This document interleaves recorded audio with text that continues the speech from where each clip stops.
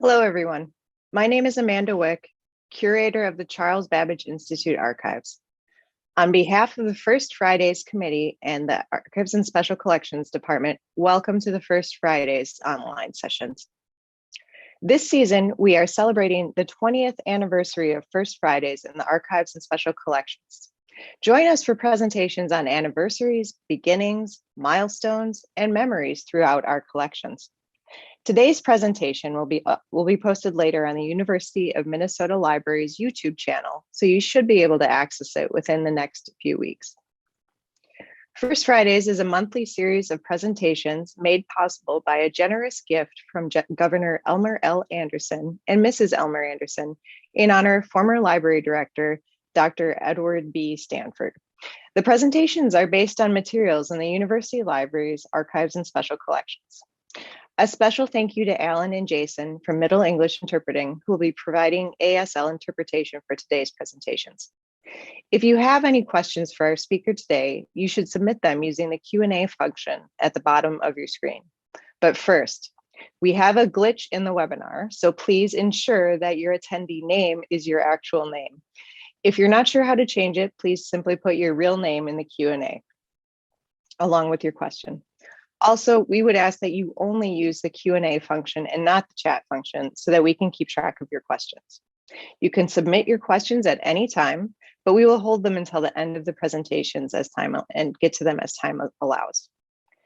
Before we get started, I'd like to pause and acknowledge that the University of Minnesota Twin Cities is built within the traditional homelands of the Dakota people. It is important to acknowledge the peoples on whose land we live, learn, and work as we seek to improve and strengthen our relations with tribal nations. We also acknowledge that words are not enough.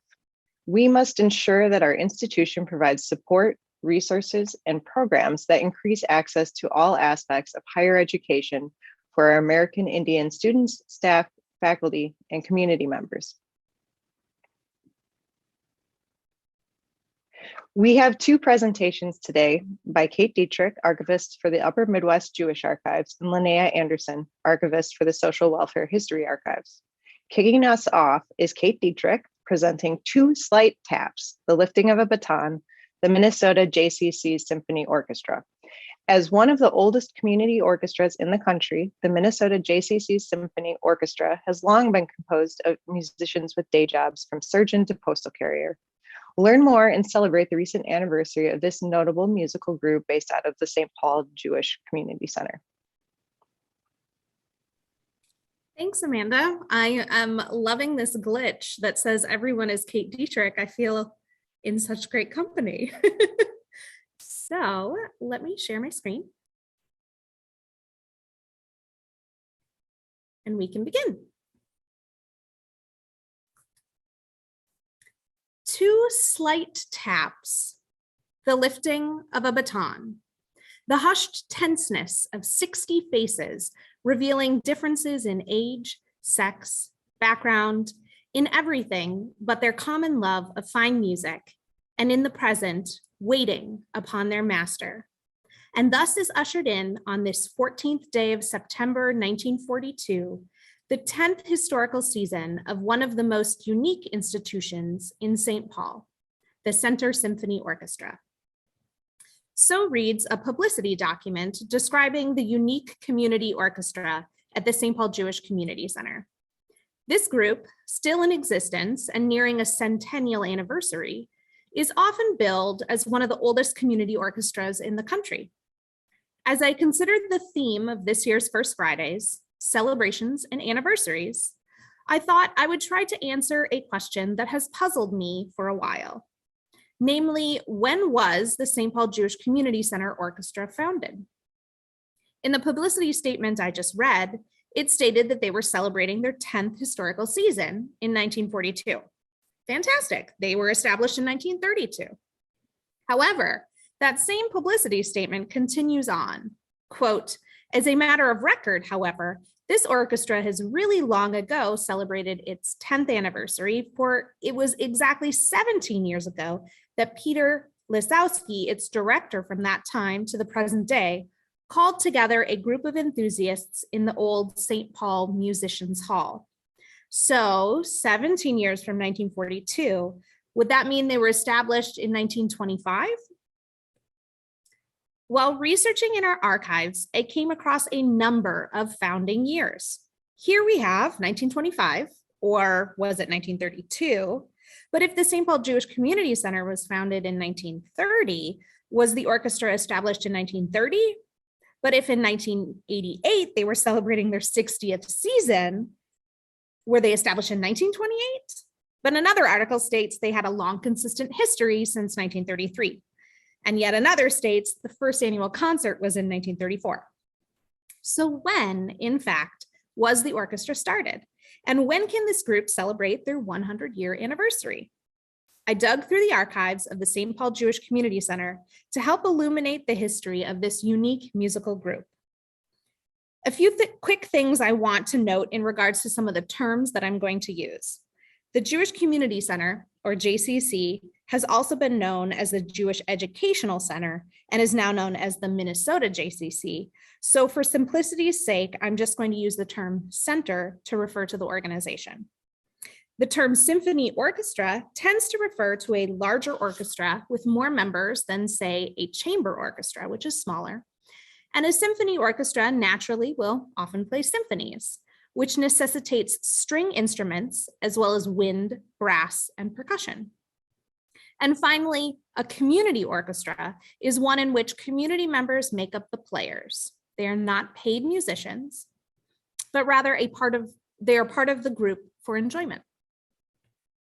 So beginnings can sometimes be tricky. Institutions may start informally or lose early establishing documents or forget early history, and some may start and stop and start again. So it's not unique that the early years of the orchestra are somewhat hazy. We do know its home was the Jewish Community Center of St. Paul. Jewish community centers provided a place for the educational, social, cultural, and recreational lives of local Jews, and they particularly focused upon youth in those early years.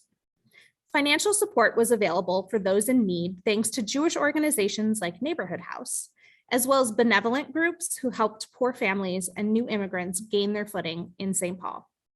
But outside of various synagogues, there was no one social gathering space. After years of campaigning and fundraising, in September 1930, the Jewish Educational Center, or JEC, opened at the intersection of Holly and Grotto in the Summit Hill neighborhood. This space was called the Jewish Education Center because not only was it a social meeting space for the community at large, but it was also to house Talmud Torah, educating the next generation of Jewish children. In the dedication brochure, Rabbi Margolis of Mount Zion Temple extols the value of the new space. Quote, "It stands as a house of learning. It stands as a Beth HaKnesset, a meeting space for the community."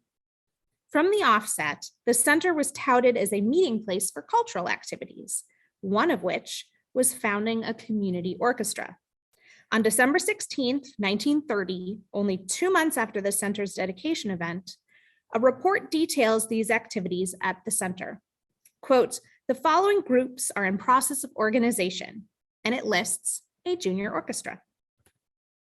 By February 2nd, 1931, we see a letter requesting an announcement go out in the paper.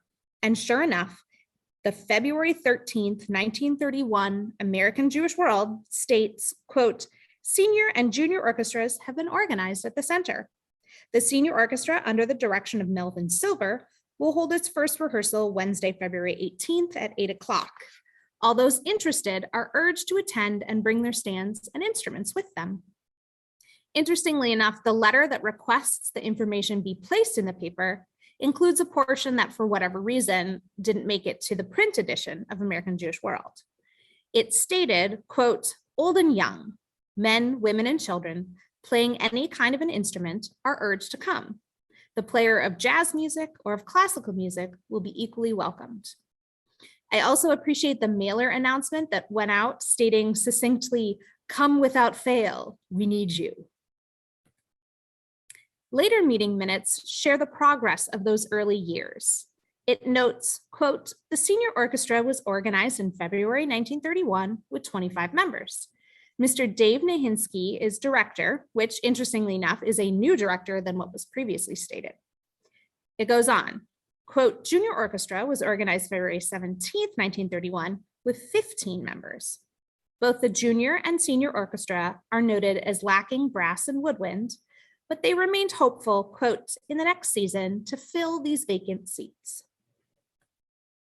January 12th, 1932, the executive secretary's report is frank. The Hazimir and orchestra have been rehearsing regularly, but show small attendance. Their advisors are not giving them the attention needed.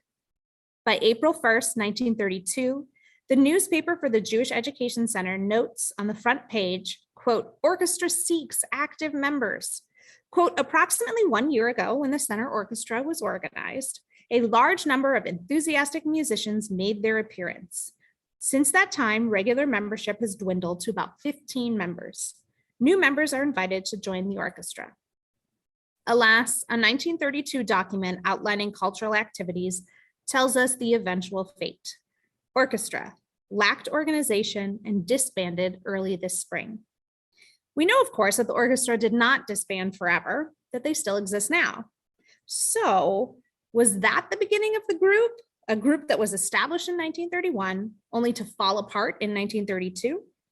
Do we count that as the beginning? Or is there another beginning? We return to the meeting minutes. Only a few months later, in a report on December 15th, 1932, we see a different beginning. Quote, we have been fortunate in getting Peter Lazowski, first violinist with the Minneapolis Symphony Orchestra, to direct a center orchestra. Mr. Lizowski has been holding rehearsals every week, and this group shows promise of becoming a very fine musical organization. Only 1 year later, the orchestra was flourishing, and a 1933 annual report read, quote, to Mr. Peter Lazowski, I extend my humble words of thanks for his ardent and assiduous efforts in giving us an orchestra that surpassed any we have ever had at the center. It is with a feeling of pride as chairman in this division that I extend my thanks to his musical mates and himself for this good work. So who was Peter Lazowski, this man who swooped in and saved the center orchestra? Peter Lazowski was born June 26, 1893 in St. Paul. When he was 9 years old, he began taking violin lessons from the director of the St. Paul Metropolitan Opera Company, Daniel Muhlenbruch. This led to a lifelong dedication to music. He enrolled at the St. Paul College of Music and later studied in Boston, New York, and Stockholm. He played in symphony orchestras in New York and Minneapolis, where he was first violinist and soloist. When World War I broke out, he served in the Navy, where he conducted the Naval Training Center Orchestra. This proved a turning point in his career as he found he enjoyed conducting. After the war, he returned to the Minneapolis Symphony while also giving private lessons. Here's where, once again, beginnings get a little tricky. At some point, one article says 1930, another 29, another 28, another 1925. While Lizowski was still with the Minneapolis Symphony, he desired to return to conducting and took up the idea of a community orchestra. He began the St. Paul Junior Symphony, which met at the Musicians Union Hall, then the Dyer Brothers Music Building. Apparently, when Lizowski began his role with the center in late 1932, he brought over these members of his group to the center to become the Center Symphony Orchestra. The founding years of the St. Paul Junior Symphony, therefore, is rolled into this history and included as the beginning of Center's group. Can those early years of Lizowski's orchestra be considered the start? Did all the members come over or only some of the members? Is that the beginning? What we do know is that Peter began the orchestra at the center in late 1932. By October 1934, we see his photograph on the front page of the Center News with the headline, quote, Lizowski will lead orchestra at Center again. Quote, the Center will begin its third season of sponsoring an orchestra, which means that in this timeline of the Center Orchestra, they only start with Peter and they don't count those early 1931 and 32 years under other leadership. nor does it count Peter's earlier group history. Quote, Mr. Peter Lazowski, who has many years of experience as a member of the Minneapolis Symphony Orchestra and is recognized as an eminent violinist, will again conduct the orchestra. With the completion of a successful last year, a wider scope of musical activities is planned for the coming season. 2 or 3 concerts are planned, as well as an all-Jewish night program will be part of the winter season program. A 1935 report notes that there were, quote, 13 men and 8 girls. It's unclear if in fact some of those girls were actually women or some of those men were boys, but I digress. Average attendance, 17. Again in 1936, a report extolled Lizowski's virtues. Quote, another volunteer who deserved praise is Peter Lazowski, who has directed the center orchestra. As far as I've been able to determine, ours is the only center in the country that can boast of a symphony orchestra. Mr. Lizowski has rehearsed once a week regularly with some 30 musicians, and 2 weeks ago presented a concert for an audience of 500. The enthusiastic response given the performance is an adequate expression of its place in the community. Mr. Lizowski needs no introduction as one of the leading musical artists in this city. The orchestra is a worthwhile activity to maintain, particularly when we are able to have someone like Mr. Lizowski to encourage its success. So here's the program for that concert that boasted an audience of 500. We see Agnes Throw Lizowski, who is Peter's equally musical wife, who often soloed with the orchestra and performed with Peter. As we look at the program, there are 39 performers, and there are some great pieces performed.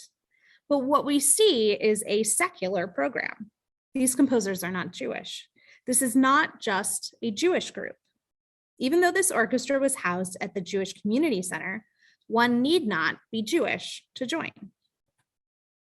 A 1944 Pioneer Press article noted, quote, membership in the ensemble is open to every person, regardless of age or religious affiliation, who is interested in instrument playing and who desires to acquire a standard orchestral repertoire.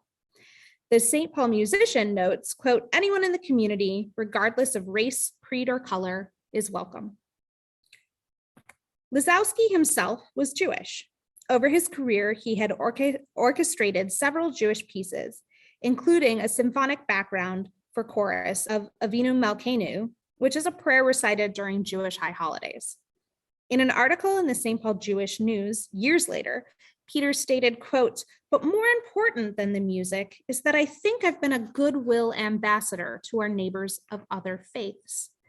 In our center orchestra, where 75% of the players are non-Jewish, there has never been the least dissension over race, creed, or religion. This article also mentions his predecessor group prior to the center orchestra and notes 1928 as their founding year. By 1938, it appears that Lizowski resigned from the Minneapolis Symphony Orchestra to devote his time entirely to conducting and teaching. He offered violin lessons for young students at his home in St. Paul. A favorite document I found describes the lessons that he offered and includes a flowery biography. Quote, he is a great favorite in the Twin Cities. Whenever he appears, he wins his audience. Being a musician of very sensitive nature, he can feel and interpret the classical masters in the most serious mood, and then can turn his mood entirely and bring the lightness and charm of the light music such as Herbert, Romberg, and Strauss. All these statements can be verified. Lizowski did seem to be a dedicated conductor. In an undated letter, Lizowski welcomes his colleagues in the orchestra for their first rehearsal of the year. Quote, I believe that our work through the years in the orchestra has been enjoyable, educational. The opportunity of musical development cannot be equaled in any part of our country. The high standard that prevails both in rehearsal and the performance is a tremendous satisfaction to the members in the orchestra. The very fine feeling of friendliness that prevails also is very important in our non-sectarian orchestra.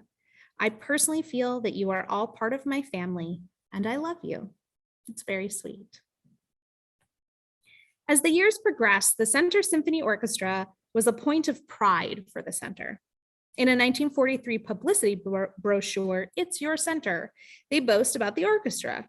Quote, "This activity deserves far more than the brief mention it can be given here. It represents the untiring work and devotion of Peter Lazowski, a musician so well known to St. Paul in the Northwest that there's no need to recite his many qualifications here." Yet again, we see the confusion over the founding years, as this states, quote, "This year, the Center Symphony celebrates its 10th successful season, although in actual fact, the orchestra itself is 17 years old." This would then put the founding back even farther to 1925. It goes on, quote, "Peter Lazowski's unselfish hard work, given for many years without any fee or salary, coupled with his professional skill, have built this orchestra until today it is favorably known in a wide area. 40 to 50% are engaged in this, 40 to 50 persons are engaged in this activity, and it is one of several in which a good number of non-Jews take part." So we see this fact time and again in the literature surrounding the orchestra. A 1948 self-study on the center, quote, "There are 35 participants in the orchestra conducted by the center, 40% of whom are non-Jews." A fundraiser flyer, quote, "It is a non-sectarian group, truly a community organization and the only of its kind in St. Paul." A press release from 1962, which states it's in its 30th season, which means founding in 1932, quote, "Anyone in the community, regardless of race, creed, or color, is very welcome." This statement, an open invitation to anyone who wanted to join, was made in 1962, before the Civil Rights Act, before the March on Selma. The first racially integrated orchestra in the United States is considered to be the Symphony of the New World in New York, and they weren't founded until 1965. And while I did find confirmation that there was at least one Black soloist at a 1965 concert, what the actual racial makeup of the members of the center orchestra is, I can't say. So while they may have been stating that the group was open to being racially diverse, the reality may have been different. It's unclear. A 1963 article from the St. Paul Dispatch opens with the headline, "Symphony Fosters Racial Harmony."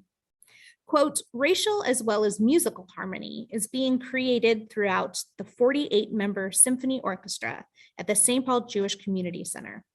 Quote, "There has never been any friction among members of the orchestra," said Peter Lazowski, the orchestra's conductor, "because of differences in race or religion." The article goes on to state, quote, "As diverse as the racial makeup of the symphony has been over the years, with its polyglot membership of Jews, Irish, Mexicans, and other nationalities, it has been no less diverse in the occupations and professions of its members." The article then launches into the wide range of professions that the orchestra members had. Because let's remember, this is a community orchestra. These are not paid professionals, but rather people with a day job who enjoy playing with a dedicated group interested in orchestral music in their downtime. As the May 18th, 1956 St. Paul Dispatch article blasts under a headline of "PhDs and businessmen beat it out with Bach," quote, "Every Monday night, housewives and businessmen, joined by 2 doctors of philosophy and chemistry, a physician, a dentist, an accountant, a social worker, several engineers, a jeweler, several music teachers, and a few bobby soxers, meet to make up this musical organization."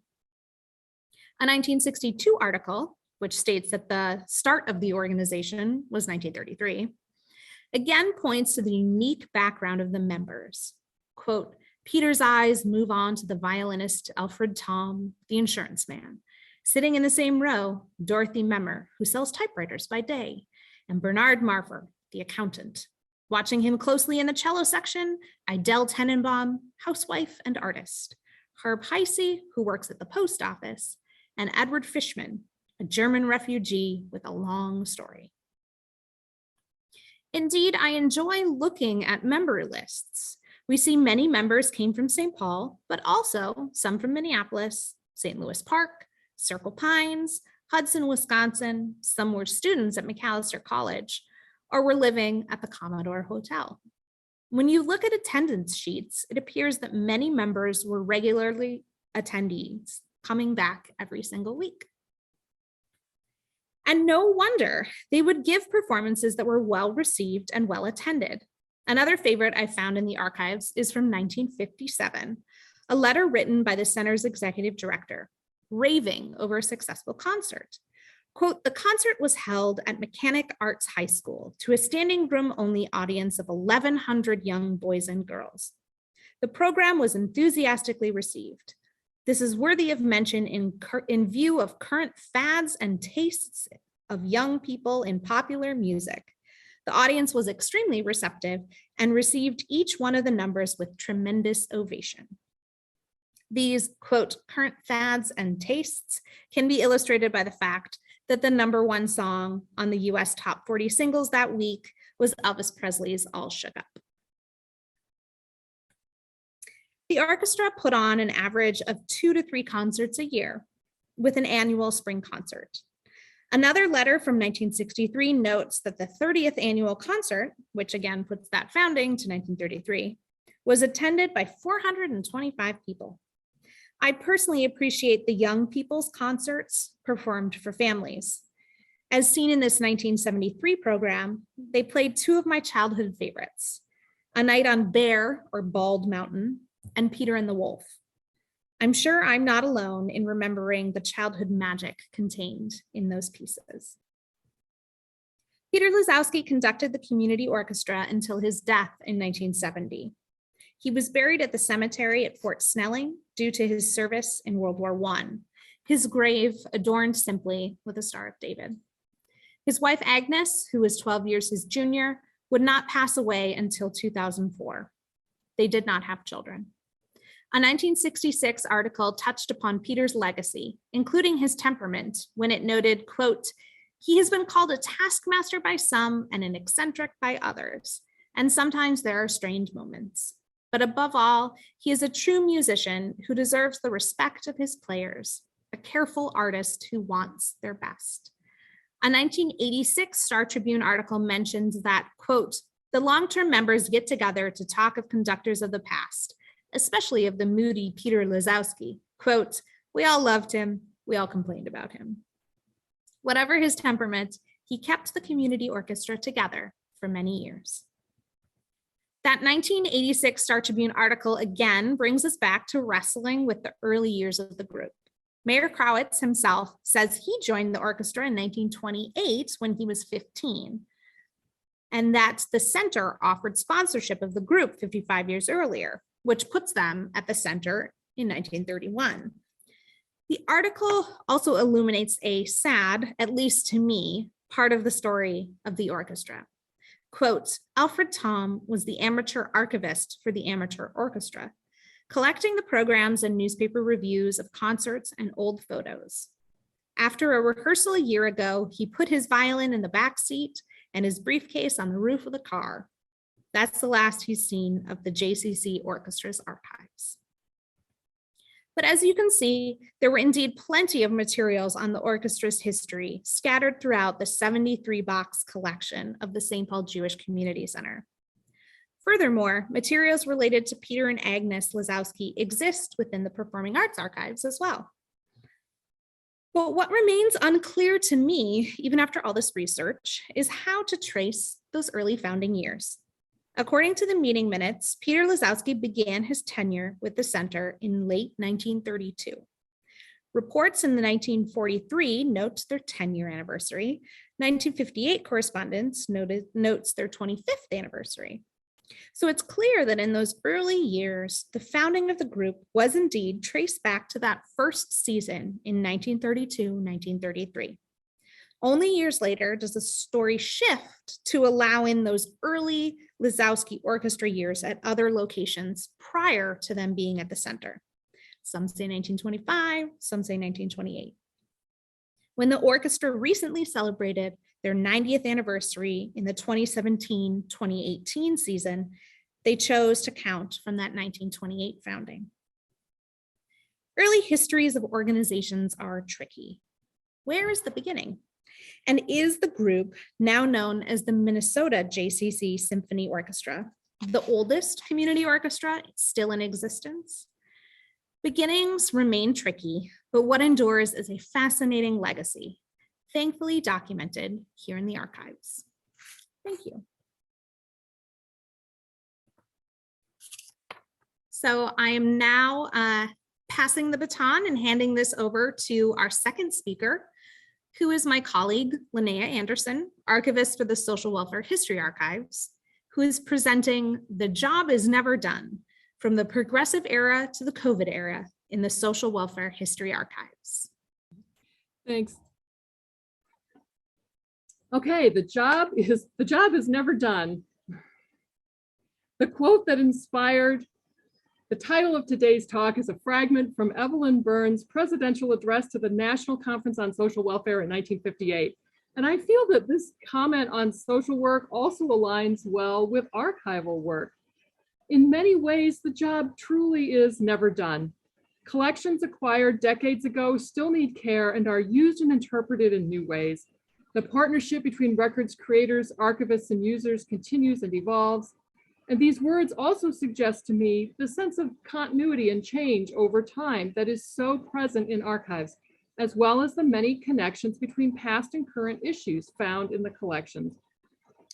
To celebrate the 20th anniversary of First Fridays, I decided to go back to the beginning of the Social Welfare History Archives and introduce you to the first collection given to the archives, the Survey Associates records and their related publications.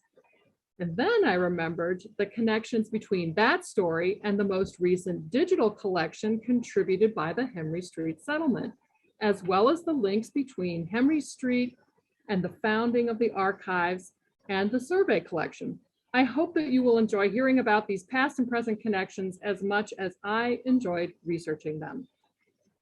The Survey Associates records total 216 boxes and a virtually complete set of publications dating from 1897 to 1952. SWHA also has 57 boxes of the papers of Paul Kellogg, Survey's longtime editor. Survey Associates, Inc. had its roots in progressive era scientific charity theories and social survey methodologies. The publications stem from several charity magazines dating back to 1891. After a series of mergers, these were retitled as Survey in 1909, a nod to the Pittsburgh Survey, a pioneering community study directed by Paul Kellogg from 1907 to 1909. With Kellogg at the helm, Survey magazine covered everything from sewage to playgrounds and community-based initiatives to international issues and major news events. Kellogg's wide-ranging interests and ability to engage with his correspondents produced substantive files aptly named Forget-Me-Not by Survey staff. These reflect the work and interests of a long list of significant reformers, authors, activists, social workers, philanthropists, educators, and politicians of the early 20th century.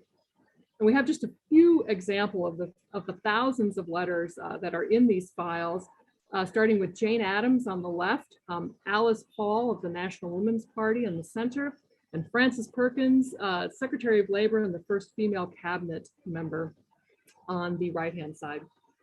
And in keeping with its origins in social survey and scientific charity movements, Survey focused on firsthand investigation and interpretation. It was also a pioneer of using visuals and graphics to document social issues. Photography was key to their investigative reporting.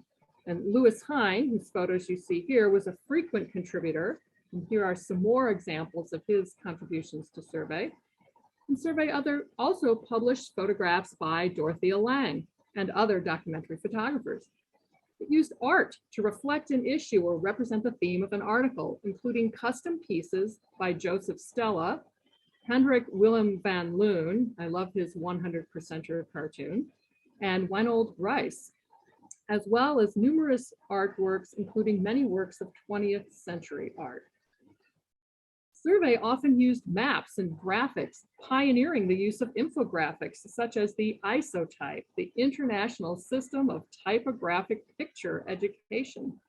This visual communication system / philosophy was developed by Otto Neurath, an Austrian social scientist, philosopher, and museum director, whose work appeared often on the pages of Survey. Survey continues to be one of my favorite collections to explore, with issues and stories that still feel timely and relevant after more than 100 years. And a few examples here reflect attacks on science, the spreading of misinformation and its impact on democracy, and income disparity. And with limited time, I can only share a few interesting examples of timely past and present connections from the records that I hope will resonate with you as they do with me. Let's start with the environment. Survey covered the human, economic, and environmental impacts of drought, erosion, and floods, industry, agriculture, and forestry, and urban development. It investigated water supply and related issues such as grazing and agriculture. And in keeping with the time, the focus was often on engineering and public works interventions, such as flood control, pipelines, and hydroelectric power. So here's another one of those survey graphics talking about hydroelectric power. And this pipeline through the desert, I think, is just an amazing photo. Articles explored urban conditions and public health impacts of environmental problems, such as lack of green space or modern sanitation. This cartoon shows the trees in Newark, New Jersey, begging for water. And this article documents a floating research lab studying sewage pollution in the Hudson River, complete with maps showing sewer outlets and public bathing piers in the same location. And Survey often discussed the economic impacts of industry and resulting environmental devastation. For example, this article from 1935 explores the rise and fall of the timber industry in Minnesota, the related economic collapse in logged out regions, and the subsequent troubled agricultural use of lands that were not suited for that purpose. The photos show us an environmental disaster as well as an economic one. As part of its strong interest in labor and union-related topics, Survey covered occupational safety and working conditions. And this is another timely topic to me, particularly for industrial, retail, and service workers, or those we might now often call essential workers. Investigators studied workplace hazards and safety measures, specific industrial accidents, and the impact of working conditions and working materials on health and quality of life. The survey also covered campaigns for an 8-hour day and a rest day at a time when many workers did long 10 to 12-hour days for 6 to 7 days a week. By the way, the rest day is now known to you as the weekend. Another timely topic was immigration, internal migration, and migratory labor. Survey looked at the causes and conditions, statistics, demographics, legislation, specific groups and communities, immigrant cultures and the arts, working conditions of immigrants and migratory workers in specific industries, as well as education, citizenship, and Americanization programs. And a specific example that resonated with me is from the correspondence files with Winthrop Lane, a journalist who frequently wrote on incarceration and prison reform. Lane also critiqued immigration deportation procedures and detention programs, arguing that they criminalized immigrants and did not provide the necessary services, such as translators.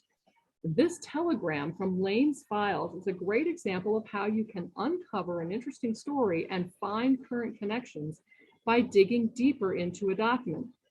The message discusses detainees awaiting deportation at Ellis Island and appears to refer to socialists and other political activists who were arrested in anti-radical raids. The attorney referenced here is probably Caroline Lowe, labor and civil rights attorney and a socialist activist for the International Workers of the World, who was representing some of the detainees. And the telegram defending the deportation process was sent to Lane by Anthony Caminetti, who was appointed Commissioner General of Immigration in the Woodrow Wilson administration and was an architect of the inspection abroad policy, by which the US could define as inadmissible and bar certain immigrants before they arrived at ports of entry. Congress included inspection abroad in the Immigration Act of 1921, and it has remained a component of US immigration policy. And full disclosure, some of this information is from Caminetti's bio on the U.S. Citizenship and Immigration Services site. Survey also covered issues such as race, racism, segregation, and racial justice.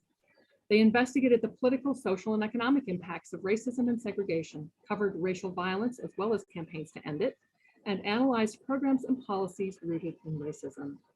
And they also covered political, economic, educational, and cultural movements and leadership, as well as exploring specific communities, cultures, and organizations. And one of the most well-known issues of Survey is a special edition on Harlem, published in March 1925, edited by Alan Locke, which was a precursor to Locke's book on the same topic. The issue covered the Harlem community, Black history, culture, and the arts, with poems by Langston Hughes and Claude McKay and County Cullen, articles by Locke, Charles S. Johnson, Arturo Schomburg, to name just a few. And it included a section titled Black and White, with articles on the political, social, and psychological impacts of racism, including an article by Elise Johnson McDougall, pictured here, who was the first Black woman New York City school principal. And she wrote on the dual issues of racial and gender discrimination facing Black women. And the issue was illustrated with artwork by Survey regular Wynald Rice, including this fabulous portrait on the right of a librarian. So now I've gotten in my plug for libraries for the day. And Alan Locke's extensive correspondence with Paul Kellogg is rich with references to figures of the Harlem Renaissance, historical events, and Black institutions. And I invite you to read the files, which are available in the media. A particularly timely letter from 1926 references Locke's interest in a Supreme Court case on real estate discrimination. I did a little digging and I learned that it probably refers to the 1926 case Corrigan v. Buckley, in which the court ruled that a racial covenant in a Washington, D.C. neighborhood was a legally binding document and prohibited the sale of property to a Black person. This ruling set the precedent, upholding racially restrictive covenants, and facilitated their expansion around the U.S. And we could not talk about timely past and present connections in 2021 without talking about public health. Survey covered many public health topics, and especially issues that may feel really familiar to us, such as access to medical care and insurance, the costs of medical care as a percentage of your income, group practice, and the choice of doctor in the context of managed care, and the need for national health and national insurance programs. And all of these examples are from the 1910s through the 1940s, showing that these issues of health economics and access are not new ones. And the second example, perhaps most timely right now, is Survey's articles on the influenza pandemic of 1918-1919. And here are a few highlights.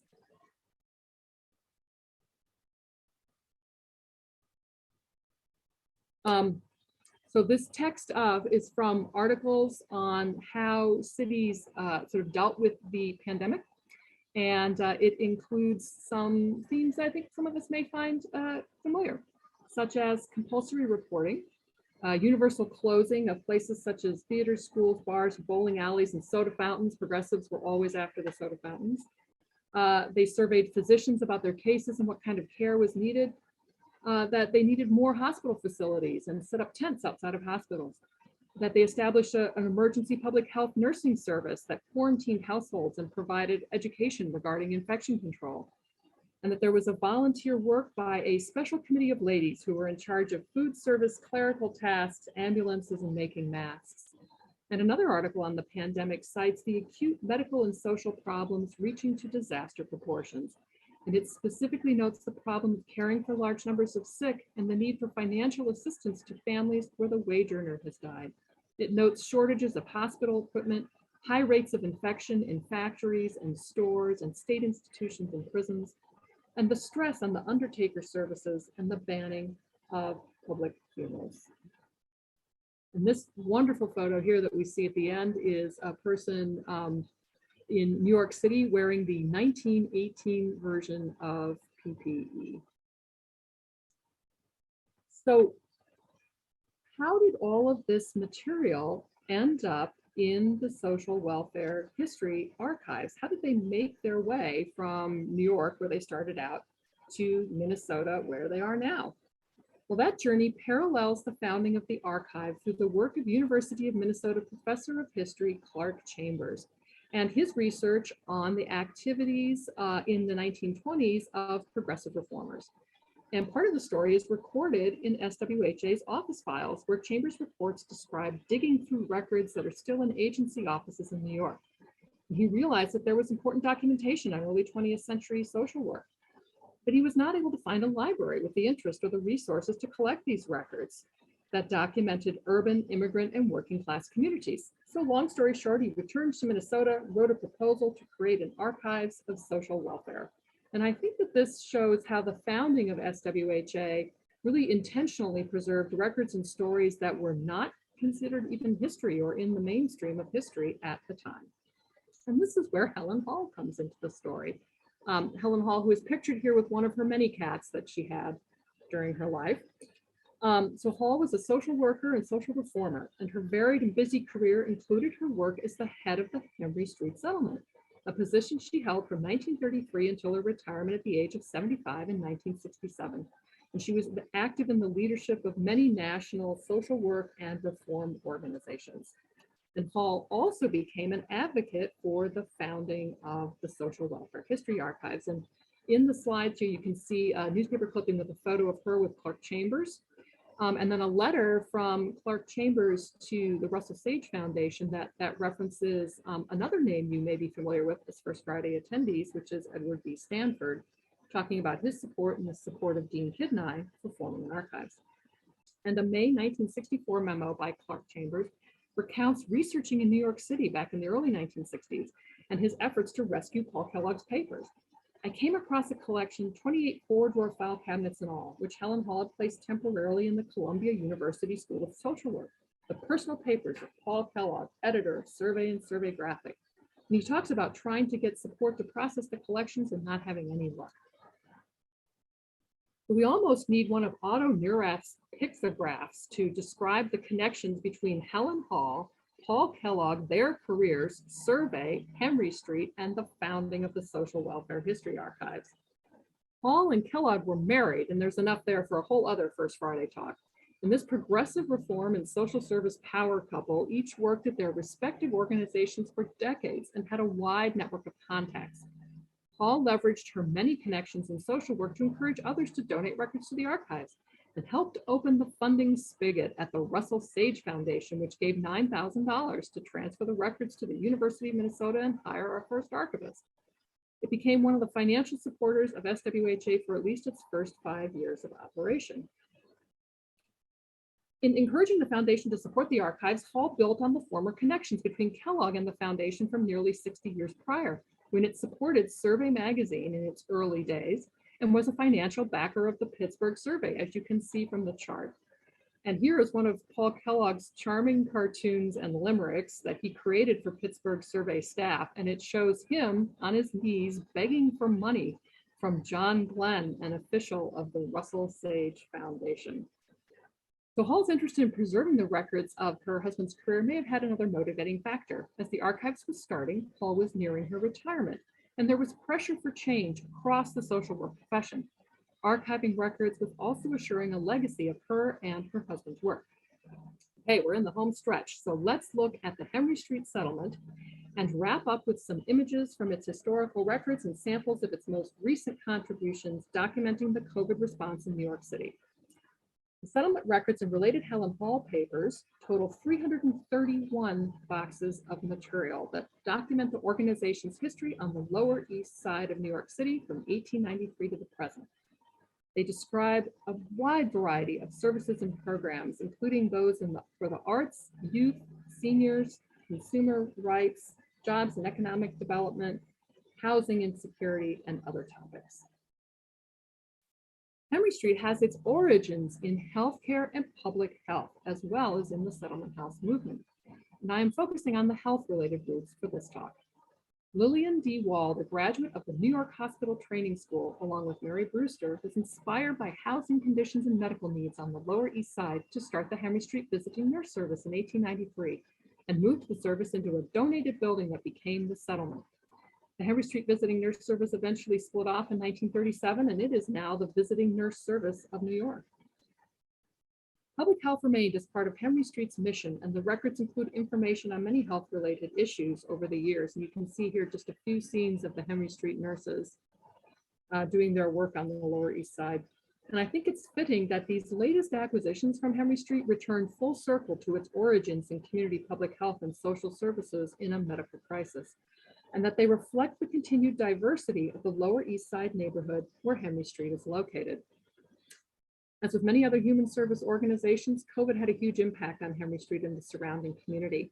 And these new acquisitions help to preserve the history of social work's frontline response to COVID. Beginning in early March 2020, Henry Street shifted some of its programs online as New York was hit with a wave of infections and the shutdown began. They continued essential work in person and developed new services to meet the pandemic needs of the surrounding community. They established the Henry Street Helpline to connect callers to resources such as food, unemployment assistance, and mental health support.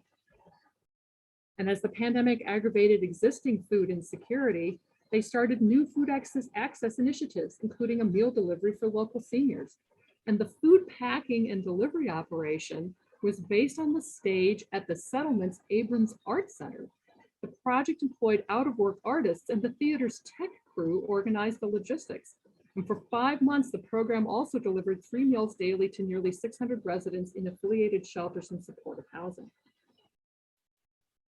They launched the Lower East Side Mobile Market that employed young people to make food deliveries to food insecure families living in public housing. And they distributed more than $250,000 in emergency cash assistance, as well as small grants to Lower East Side and Chinatown-based artists whose income was impacted by the pandemic. And some of this assistance was available to undocumented immigrants and others who were ineligible for government programs. As seniors were particularly affected, the settlement also enhanced services for seniors. Its Meals on Wheels program, the largest in Manhattan, which kind of blows my mind, experienced a 40% increase from before the pandemic and delivering over 14,000 meals to 2,200 recipients each week. They also brought in volunteers to make check-in phone calls for seniors, responding to urgent needs and providing social connection. And they also started the Community COVID Response Team, a squad of about 20 young people who delivered food, set up PPE distribution sites, distributed PPE in New York City Housing Authority developments, and worked at pop-up COVID testing sites, passed out information about assistance programs, and coached older adults on using the internet so they could participate in online activities. And finally, Henry Street continued their long tradition of health education and access to health services that started with the Henry Street nurses. Graphics in English, Spanish, and Chinese provide accessible information on testing sites, masking and other health measures, vaccine clinics, and mental health care. These are just a few examples.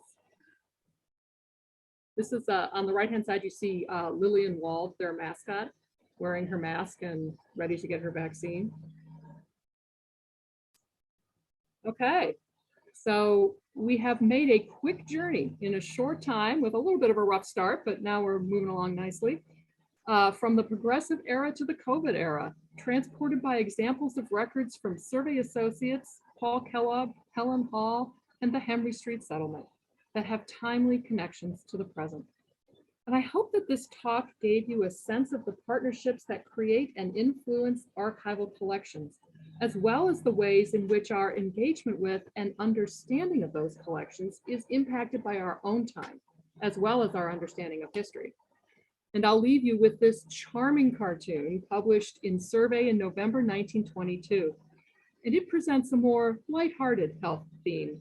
I invite you to journey to Healthland, and I think that I will start my visit there in Bookland. Thanks, everyone. So we have just a couple of minutes left, and I'm hoping we can get to just 2 questions. The first one for Kate. I mean, Kate, there's some pretty interesting comments in the Q&A if you've been able to keep an eye on them, that I'll forward on to you. But the question is, do you have the name of the oboe players or any of the musicians in the orchestra? Yeah, we have a lot of not only member lists, but a lot of programs. So if you have any questions about anyone who is in the orchestra at all, you can just email me umja@umn.edu and I'll put it in the chat. Thanks, Kate. And Linnea, a question for you. Since the Clark Chambers era, how has collection procurement strategy changed, if at all? Oh, that's a great question. Actually, it has changed a lot. Clark did a lot of personal visits to social work organizations and professional associations around the country. And we have records in the archives office files about how some of these large collections were shipped here still in their original file cabinets by rail freight. So train, basically. And then eventually they shifted to shipping these monster collections here by truck. And now we use UPS, of course.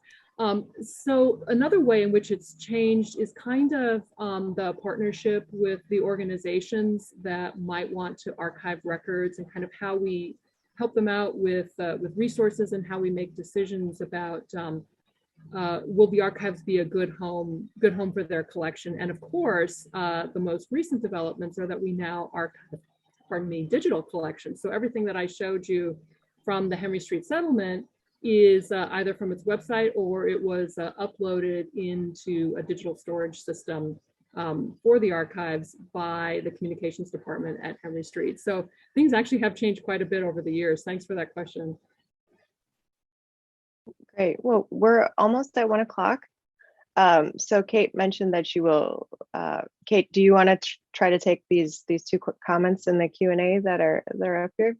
Yeah, I just wanted to comment. Someone mentioned about there was a number of JCCs that had orchestras. And I was recently told that there was a junior orchestra at the Minneapolis JCC, which is interesting. But the St. Paul is currently the only JCC in the US with an orchestra, is what this person says. I have not verified that.